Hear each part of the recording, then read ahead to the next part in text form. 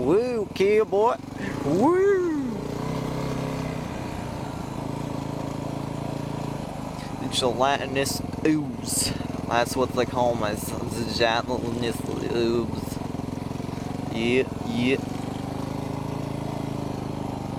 So what's up, people? This is Moto Striker Unit, and today I'm going to show you just a few things that I do to you know, brush up my skills and train a little for certain situations and, you know, just everyday life of riding.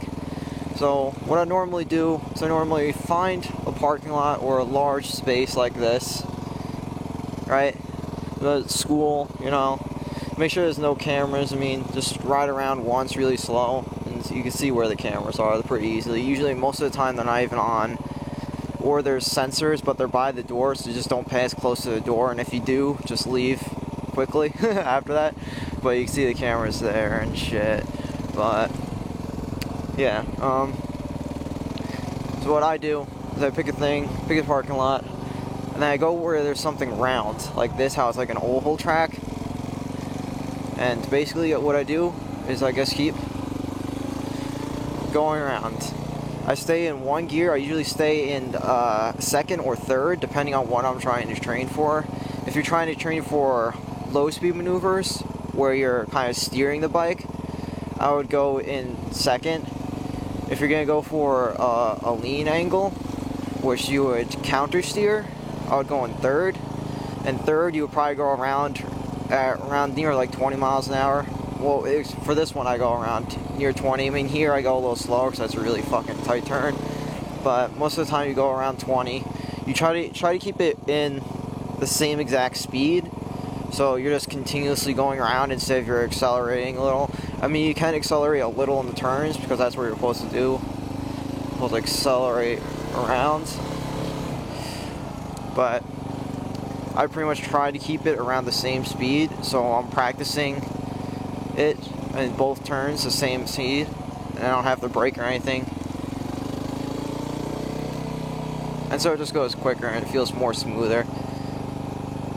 But basically, I just practice the things they teach in all motorcycle class, like push, lean, look. You know, I just keep going around. I just keep practicing that. If I'm practicing my lean angle, I try to see, it might sound stupid, but I try to see how far I could go down while still going around the turn. So once I do get out of this environment, which is very closed, and get into the environment where you're actually riding around with people in cars, that you know what speed, you know, you're gonna fuck up in, or what speed is correct for that turn. And it generally just gets you more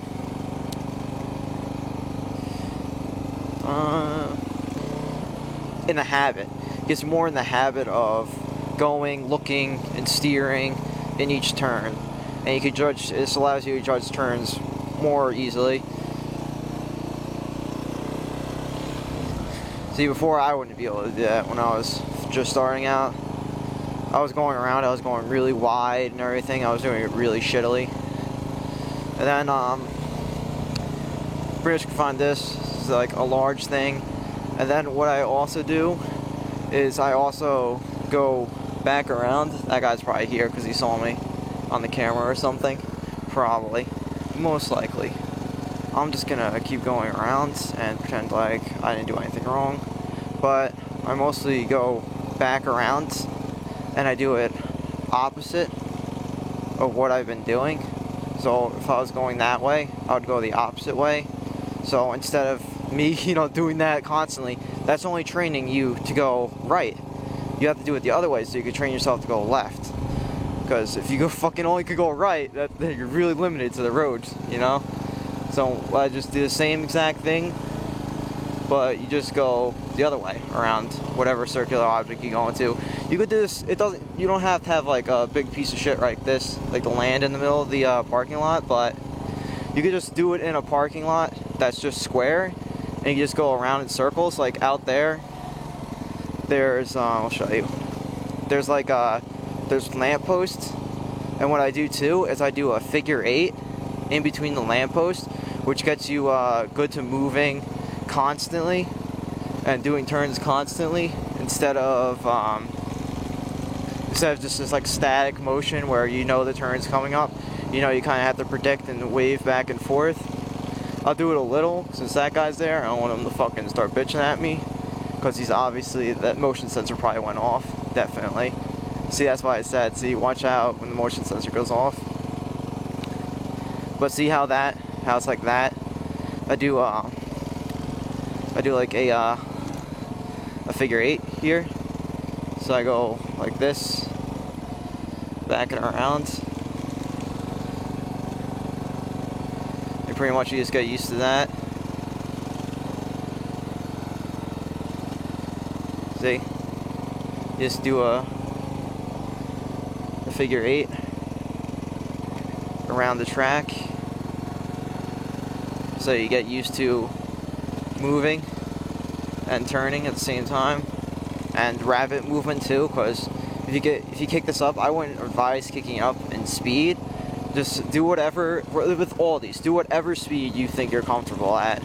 It's just make sure that when you're doing it, make sure you have enough revs to stay up and not stall, because that is one of the most scariest things for a biker, I believe, is to stall when you're in a turn.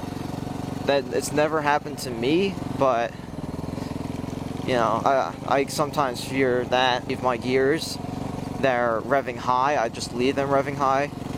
I know it's bad, but just for now, just so I know I'm not going to stall and turn.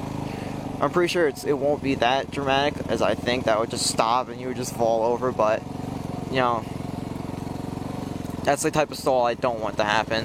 I stall, when I first got this, I stalled all the time at stoplights to go again, and it was really fucking terrifying. Like every single time I come to a stop sign, I would like fear to stop because of the stall. I wouldn't want to stall the bike. It's one of the most embarrassing things you ever can do is stall your bike at a stop sign. It is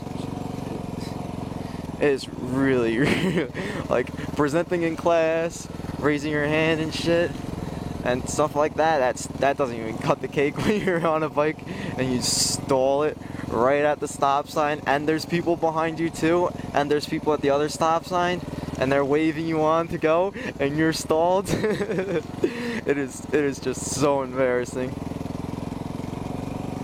But you know, once you get used to it, you get over it. I'm starting to get better at it. So I hope you guys like this video. I'm probably gonna make more like this of how I just work up on my skills and get a little better, or just get more comfortable with moving around outside of a training environment, like on your own after you pass all the training. This is what I do, just to get a little better at stuff. I mean, you could just ride around constantly, but I like to take the safe approach and go to a place where there's no people. Remember to always stay at your own pace too. That's very important. Even though you are in a closed area, you still don't want to crash. Crashing is one of the worst things you do. Just make sure you're at a pace that you like, that you're comfortable in, and yeah, you'll pretty much, I guarantee you'll probably get better if you just keep at it and just keep going and keep not pushing that hard, but pushing a little towards getting better at it, and just keep doing it so you get more comfortable at it. You'll definitely get better at riding, and then you'll be more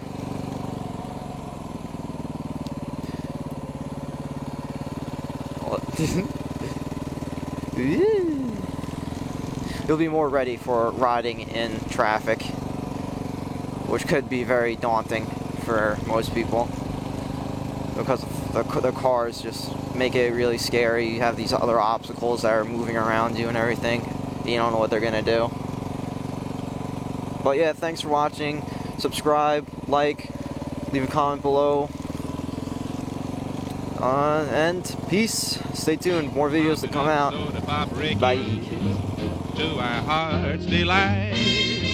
Dancing to the swing of real quickies. Jukebox Saturday night.